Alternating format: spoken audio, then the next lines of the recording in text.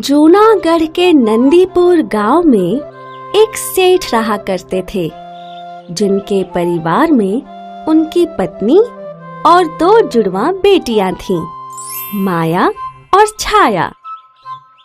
वैसे वो दोनों बेटियां जुड़वा थीं, लेकिन उन दोनों का सबसे बड़ा भेद था उनका रंग। माया दूध के समान गोरी थी और छाया कोयले के समान काली। सेठ जी और उनकी पत्नी को कभी समझ ही नहीं आया कि ऐसा क्यों है, लेकिन सेठ जी ने अपनी दोनों बेटियों को एक समान ही माना। दोनों की परवरिश में उन्होंने कोई भेदभाव नहीं किया। वक्त के साथ उनकी जुड़वा बेटियां बड़ी हुईं और अब वो दोनों बेहद खूबसूरत युवती बन चुकी थीं। माया को रूप रंग संवारने का शौक था, लेकिन छाया को जानवरों की देखभाल करने का शौक था। छाया के पास एक पालतू चिड़िया थी, मिनी, और एक पालतू कुत्ता भी था, पुट्टू। एक दिन लाला जी के मन में अपनी दोनों बेटियों की शादी का ख्याल आया, तो उन्होंने सोचा कि वो अपनी बेटियों की शादी उनके मनपसंद लड़कों से ही करवाएंगे। इसीलिए उन्होंने इस वर्ष उनकी बेटियों के जन्मदिन पर एक दावत का आयोजन किया और जन्मदिन की दावत में सेठ जी ने गांव के सभी कुंवारे लड़कों और उनके परिवार वालों को भी बुलाया था। सभी लोगों ने माया और छाया को शुभकामनाएं दी, लेकिन सभी का ध्यान सिर्फ माया की ओर था। किसी ने भी छाया की ओर देखा तक नहीं। दावत खत्म हो जाने के बाद छाया अपने कमरे में गई और रोने लगी। मुझे कोई पसंद नहीं करता, कोई भी मेरी ओर देखता भी नहीं। क्या मेरा रंग काला है? ये मेरी गलती है। और तभी छाया का पालतू कुत्ता उसके पास आया। छाया उसे पकड़कर रोने लगी, लेकिन तभी उसके दोनों पालतू जानवर उसके कपड़ों को खींचने लगे, मानो जैसे वो छाया को कहीं ले जाना चाहते थे। छाया अपने पुट्टू और मिनी के साथ चल पड़ी। पुट्टू और मिनी छाया को जंगल के रास्ते पर ले गए। तुम लोग मुझे कहाँ ले जा रहे हो?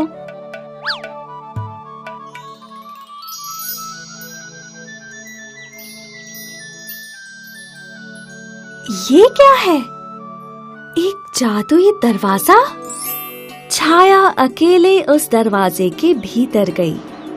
जादुई दरवाजे की जादुई दुनिया में घुसते ही छाया, तुम्हारा जादुई दुनिया में स्वागत है। आशा है तुम्हें अपने दुखों का समाधान अवश्य मिलेगा।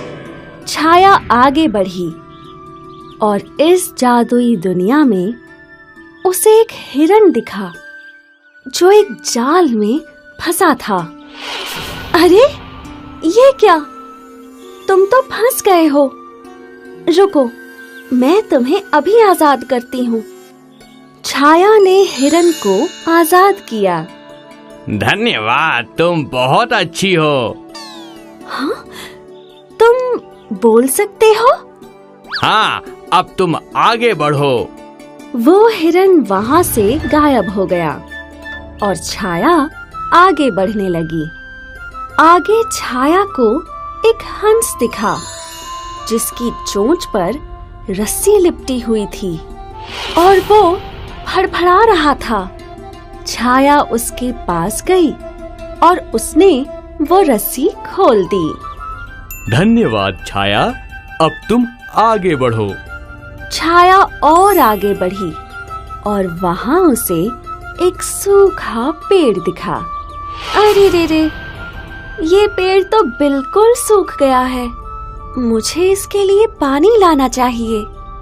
छाया पानी की खोज में आगे बढ़ती रही और आगे उसे एक नदी दिखी और नदी के तट पर एक घड़ा भी था।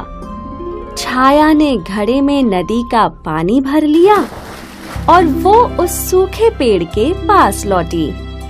उसने सूखे पेड़ में पानी डाला और वो जादुई पेड़ फिर से हरा भरा हो गया।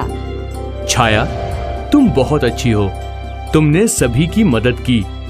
तुम्हारी ये दया भावना देखकर मैं खुश हुआ और मैं तुम्हें एक उपहार देना चाहता हूँ। अब जिस नदी से तुमने पानी लाया था, तुम वहाँ वापस जाओ और एक डुबकी लगाओ। ठीक है, मैं वैसा ही करूँगी जैसा आपने कहा है। छाया नदी तक पहुँची और उसने डुबकी लगाई, लेकिन जब वो पानी से बाहर निकली तो अपना प्रतिबिंब देखकर चौंक गई। अरे, ये क्या ये मैं हूँ? लेकिन मेरा रंग ये गोरा कैसे हो गया? और तभी आकाशवाणी हुई। छाया, तुम सफल हुई। तुमने जिन जादुई जीवों की मदद की, उन जादुई जीवों ने तुम्हें उपहार स्वरूप ये गोरा रंग दिया, जो बिल्कुल तुम्हारे हृदय जैसा उज्जवल है। तुम्हारा ये दयालु स्वभाव ही तुम्हारी असली सुंदरता है। और फिर जादू हुआ और छाया वापस मिनी और पुट्टू के पास पहुंच गई। बदली हुई छाया को देख दोनों छाया के आसपास खुशी से घूमने लगे। छाया गांव की ओर लौटने लगी और सभी गांव वाले छाया का उज्जवल रंग देख दंग रह गए। सेठ जी ने अपनी बेटी को देखा तो उनकी आंखों से आंसू निकल पड़े और छाया की माँ ने छाया की बलाएं उतारी। अब छाया और उसके माता पिता बहुत खुश थे और कुछ दिन बाद नंदीपुर के राजा खुद छाया के लिए शादी का प्रस्ताव लाए और छाया की शादी राजा जी से हो गई और वो हमेशा खुश रहे। इस कहानी ने हमें ये सिखाया कि सुंदरता रंग रूप में नहीं बल्कि मन से होती है। 18 साल की रूबी अपने माता पिता की लाडली थी। रूबी दिखने में बहुत सुंदर लेकिन व्यवहार में बहुत शरारती थी। रूबी अक्सर साधु का रूप धारण करके गांव के घरों में भिक्षा मांगने चली जाती। बेटा, आज अमावस्या है, बाबा को खीर पूरी खिलाओ। इस तरह गांव के घरों में जाकर खीर पूरी खाती और फिर घर आकर खूब हंसती और अपनी माँ को बताती, माँ, आज मैंने दीनदयाल चाचा के घर साधु बनकर खीर पूरी खाई। रूबी रात में भूत का मास्क पहनकर गांव वालों को डराती और जब कोई डर जाता तो खूब हंसती। अक्सर लोग रूबी के घर शिकायत करने आते। अरे रूबी की मम्मी, आज फिर से रूबी ने हमारे लड़के को डरा दिया। अब वो कह रहा है कि घर के बाहर ही नहीं निकलूंगा। समझाती क्यों नहीं हो, इतनी बड़ी लड़की हो रही है, फिर भी शैतानियाँ करती रहती है। माफ कीजिएगा बहन जी, आज आने दो उसे घर पर, खबर लेती हूँ उसकी। कभी कभी रूबी के पापा मजाक में रूबी से कहते, तेरी शादी एक चितकबरे लड़के से करा दूंगा। अगर मेरी शादी अच्छे लड़के से नहीं कराई तो मैं ससुराल में लड़की की खूब पिटाई क्या करूँगी। इस तरह का रूबी का हंसता खेलता जीवन था, लेकिन समय को रूबी की खुशी बर्दाश्त नहीं हुई। एक दिन जब रूबी गर्म दूध फ्रिज में रखने जा रही होती है तो उसका पैर फिसल जाता है और गरम गरम दूध रूबी के चेहरे पर गिर जाता है। रूबी का चेहरा कई जगह से जल जाता है। कई दिनों के इलाज के बाद रूबी हॉस्पिटल से घर आती है और शीशे में अपना चेहरा देखकर बहुत रोती है। पापा, अब मुझसे कोई भी शादी नहीं करेगा। मैं देखने में इतनी बदसूरत लग रही हूँ। ऐसा मत कहो बेटा, हम ढेर सारा दान दहेज में देंगे, लेकिन तुम्हारी शादी किसी अच्छे लड़के से ही करेंगे। एक दिन जब सब सो जाते हैं तो रूबी सोचती है, अगर मेरे पापा ढेर सारे पैसे दे देंगे तो हो सकता है कोई लड़का मुझसे शादी कर ले, लेकिन मेरी शक्ल देखकर कोई मुझसे प्यार नहीं करेगा। इसीलिए रूबी नदी में कूदकर आत्महत्या करने जाती है। जब वो नदी में कूदने ही वाली होती है तभी उसे एक ऋषि दिखाई पड़ते हैं। क्या हुआ बेटी, आत्महत्या क्यों करना चाहती हो? आप मेरे जले हुए चेहरे को देख रहे हैं? ऐसी बेकार चेहरे वाली लड़की से कौन प्रेम करना चाहेगा? प्रेम रूप पर निर्भर नहीं है, और ऐसा प्रेम जो किसी के रूप पर निर्भर हो, रूप के खत्म होने पर वो प्रेम भी खत्म हो जाएगा। मुझे ये ज्ञान भरी बातें नहीं सुननी है। क्या आप किसी तरह मेरा पुराना रूप वापस लौटा सकते हैं? मैं तुम्हारा पुराना रूप तो वापस नहीं लौटा सकता, लेकिन मैं तुम्हें एक जादुई शीशा देता हूँ। इस शीशे में शक्ल देखकर तुम किसी का भी रूप धारण कर सकती हो। रूबी वो जादुई शीशा लेकर अपने घर आ जाती है। वो अखबार खोलकर देखती है और जादुई शीशे से कहती है, हे जादुई शीशे, मुझे अखबार में छपी इस अभिनेत्री की तरह बना दे। रूबी का चेहरा अभिनेत्री की तरह सुंदर हो जाता है। रूबी की सुंदरता देखकर उसके लिए दूर दूर से रिश्ते आने लगते हैं। रूबी की सुंदरता देखकर एक लड़का दहेज में बिना कुछ लिए ही रूबी से शादी कर लेता है। कुछ दिन तो रूबी की शादीशुदा जिंदगी अच्छी चलती है। रूबी का पति हर समय उसकी सुंदरता की तारीफ करता रहता है, लेकिन एक दिन रूबी का कार एक्सीडेंट हो जाता है और उसके चेहरे पर कई जगह निशान पड़ जाते हैं। तब से रूबी के पति का व्यवहार चिड़चिड़ा होने लगा। क्या आप खाना खाएंगे? मैं खाना तो खा लूंगा, फिलहाल तुम मेरे सामने से हट जाओ।